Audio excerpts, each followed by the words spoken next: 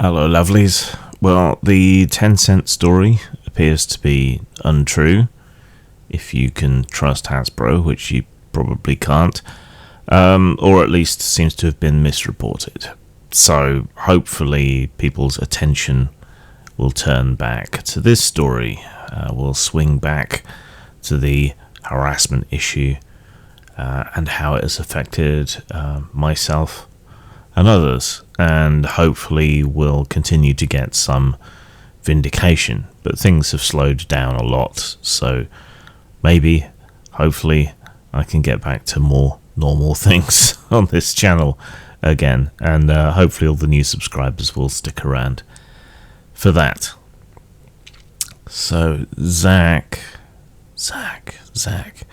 has shown up on threads on the RPG site and in more comments on Jeff Ryan's blog, repeatedly punching himself in the dick and picking fights with people who are or who otherwise might be supportive and who, generally speaking, accept what's presented in the article. And this is part of the reason why it's so hard to get any traction on this issue, and why Zach was the wrong person to focus this around.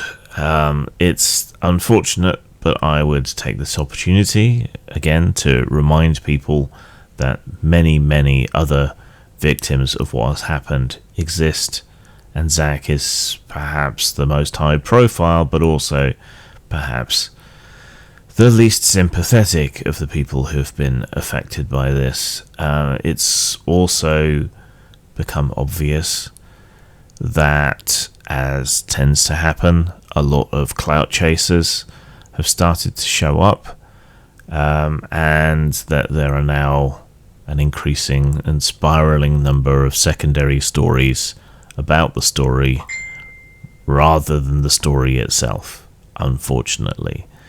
So we have that to deal with, sadly, and it's a shame.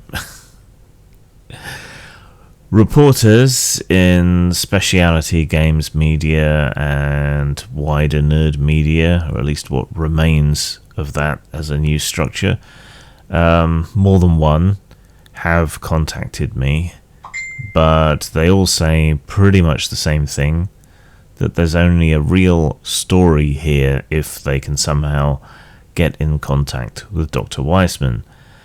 So if anyone out there has a line on Weissman, let me know, or ask her to get in touch with me or somebody else who's covering this so we can act as a go-between.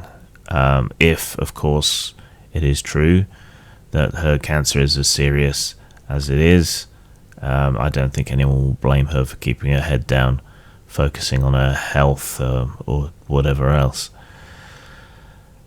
People are also somewhat distracted by a scandal in the OSR around the legacy of Jaquays, and the seeming poaching / self-promotion of the Alexandrian from Jaquays' legacy. But this honestly feels like another non-story and a bit of a distraction from this more serious issue, which continues to fail to get bigger traction, unfortunately. Without any new revelations or admissions, etc., this seems like about as much juice as can be squeezed out of this story. It continues to be threadlocked and banned everywhere it could enter the broader consciousness. Everywhere it could redeem people's reputations. Everywhere it could expose these bad actors. And no small amount of that is because people embroiled in this, implicated in this, are moderators or moderators' friends, or just because it mentions Zach seems to be enough to get people permanently banned from certain forums.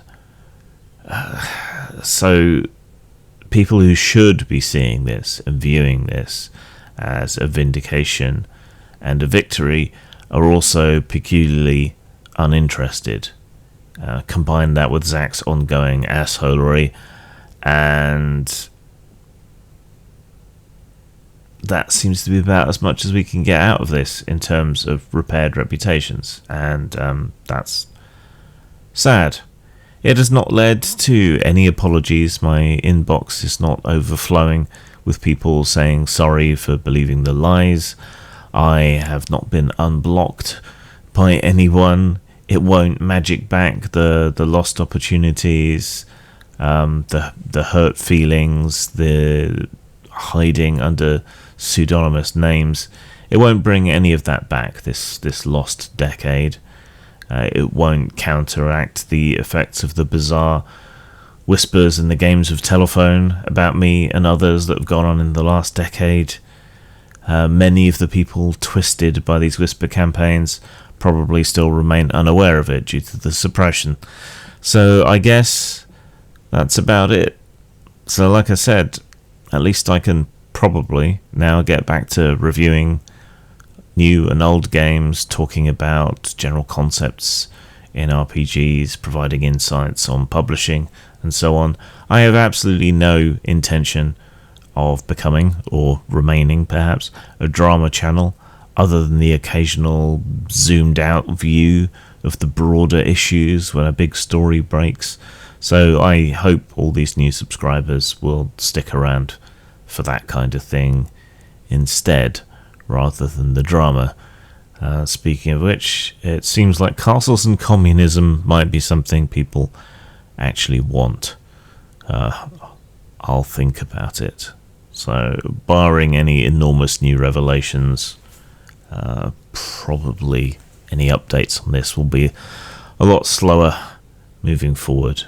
It is worth noting that the privacy claims on my streaming channel were dismissed, so me reading through and reacting the article is now back up if you want to go over to Grimstreams. And I'll be running a game of Warlock on Grimstreams this Sunday, 8 PM UK, and there are slots available if you want to join us to play. See ya. Zang. Aren't you a little tired of so-called horror media about shiny, sparkly, angsty, whiny monsters?